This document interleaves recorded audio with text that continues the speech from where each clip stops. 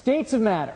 Not states that matter, but states of matter. You know, every state matters. But if we take a look at this ice cube, you can see that it is solid. Okay, it has a little shape to it, a little curve to it, right out of my refrigerator, my freezer really. All right, and so it has a certain amount of volume and a certain shape, and it does not change.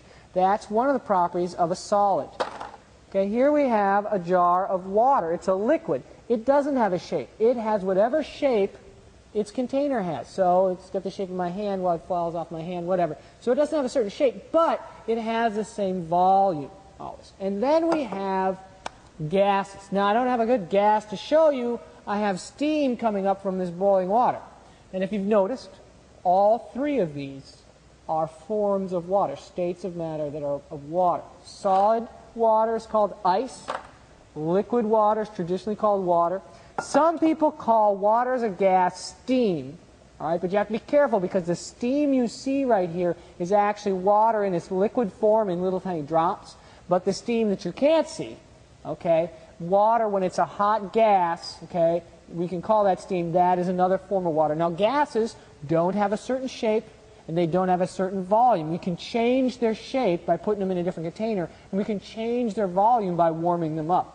Now, to some extent, yes, you can change the volume of some things by warming up slightly, as we talked about with density, but for the most part, the volume does not change. Okay, what's the difference in the three kind of states of matter? Well, remember, matter is made of atoms, okay, little tiny atoms.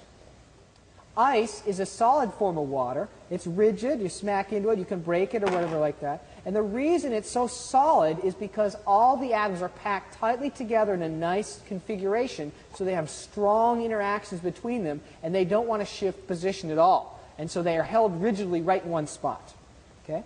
Now liquids have no particular shape, although there's still some interaction between the molecules. So the shape here is there's no shape because the molecules are only slightly interacting and they're not rigidly held in place. So they can touch each other, move around to be attracted, but not tightly, so they don't get stuck. They can keep moving around each other so they have no particular shape, and it's just any sort of form you want. Gases, I'm taking a liquid water and I'm heating it up to make a gas. All right? Gases are atoms that are only weakly interact with each other, and so they just fly by each other. They might interact strongly, but in the shape, they're moving too fast to get stuck next to each other.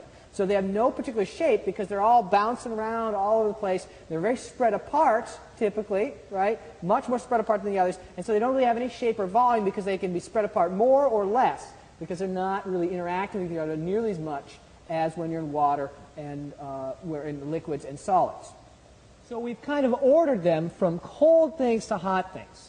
And if you think about that, remember, heat is a way of adding energy to things to change their temperature. Okay, and the more temperature you have, the higher temperature you have, the higher temperature, the more heat you have, the more energy you have, and so things are moving faster. So things in solids are moving very slowly, thus they're kind of hard. They're not going to move out of the way. Things in water are moving a little bit faster, and the liquids moving a little bit faster. They can move out of the way, but if you smack water hard enough, it can still hurt. If you jump off like a high diving board, it moves out of the way a little bit slower. And then gases are moving really fast. And they're moving all over the place, and so they have the highest amount of energy and they're moving fast. So you can convert between them. If I take a solid piece of ice and put it in a liquid, stir it on up, and it melts, disappears, because I've converted from a solid to a liquid. When you call that, we call it melting. Going from liquids to solids, we call that freezing.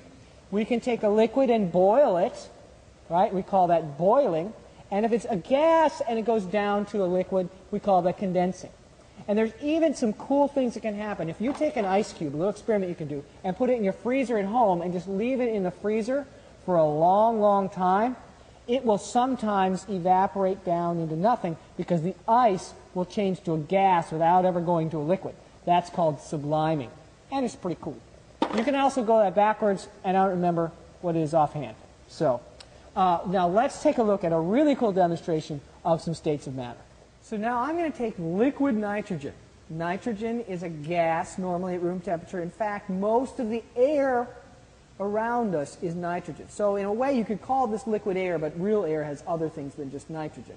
But it's very cold. Remember, the colder things go, you go from a gas, gets colder, it become a liquid, gets colder, tends to become a solid. So I'm going to pour liquid nitrogen into this little dish here and let it cool off.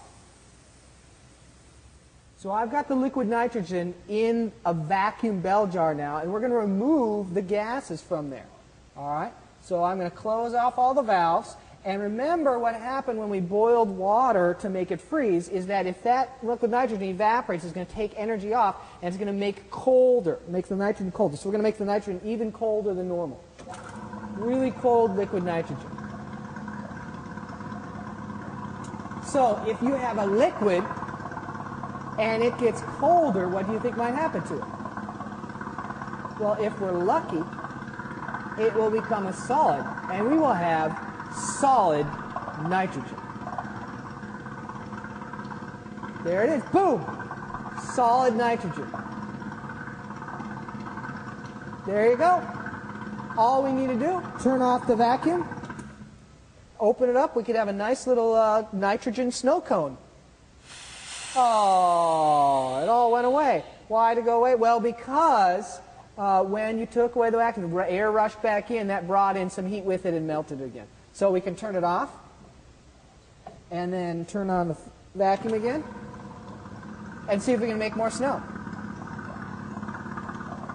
And so there you go. Basically, you've seen liquid air, and now you've seen solid air.